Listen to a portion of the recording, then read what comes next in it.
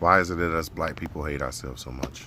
Why is it that the external environment, the United States of America, the social structure, the caste system, the class system, the racist economics, the racist educational system, why is it that the media continues to pit white against black? Why is it that so many different facts change the existence, change the narrative, change the mental well-being and the state of mind that African Americans view themselves as? It's a very interesting concept. It's a very interesting topic because it plays out day to day. I wonder why all of these things happen, and I wonder why so many people fail to realize that we fight against being powerless, and the power structure that be has done this for generation to generation, has done this from society to society, has pitted color against color, religion against religion.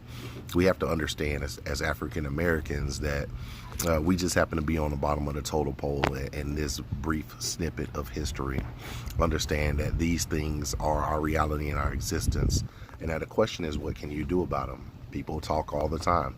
What are there things that you can do about it? Create your own education system.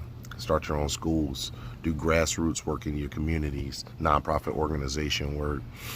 Feeding the homeless, feeding the hungry, feeding the underprivileged.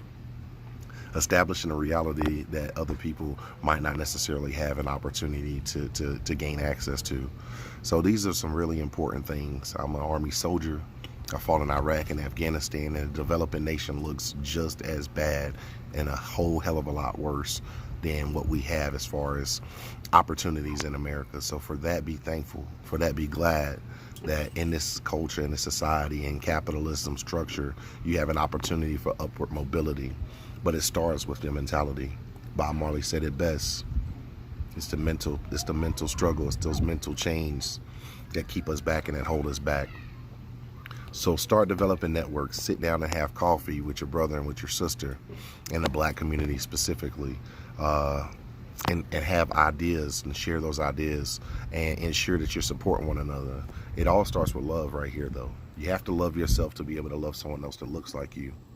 You have to be able to empathize with their situation, understanding that they've gone through the exact same obstacles that you have gone through, and that they will face the exact same obstacles that you will face. So it's up to the generations before us, but then now they pass the torch, and the lessons learned and the case studies that we can sit down and analyze. What is it that they failed in and they fell short on, so that we don't make those same mistakes? I wrote the book, Why a Black Man Should Marry a White Woman, because it talks about the external factors are always addressed. Police brutality, over-policing, black on black crime, interracial racism, so light skin versus dark skin, tap dancing in the workplace to be socially acceptable, where you can't dye your hair, you can't wear your dreadlocks, you can't be you can't speak any Ebonics, you have to be very professional. And that, that goes across the board. But I talk more so about the internalization of that those external factors, and how that plays a part in our self-worth. How when we wake up, we look and we see ourselves in the mirror and we don't necessarily see the value that we have. Bring forth the value. You bring forth the value by using your creativity, by using your hands, by getting to work, by making sure you're putting other people to work and optimizing who they can be, because you're looking into your face and optimizing who you should be in this life. Excellence goes across the board, and it has no color, no race, no creed, no culture. Understand that.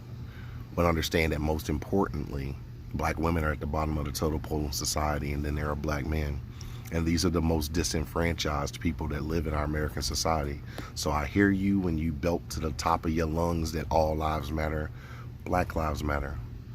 And our culture and our society and our country will change and move towards progress and move towards development and have more sustainable jobs and less crime and less homelessness and less mental disease when we deal with the disease that is the self-perception of Black America, because it has caused us to be a detriment to ourselves.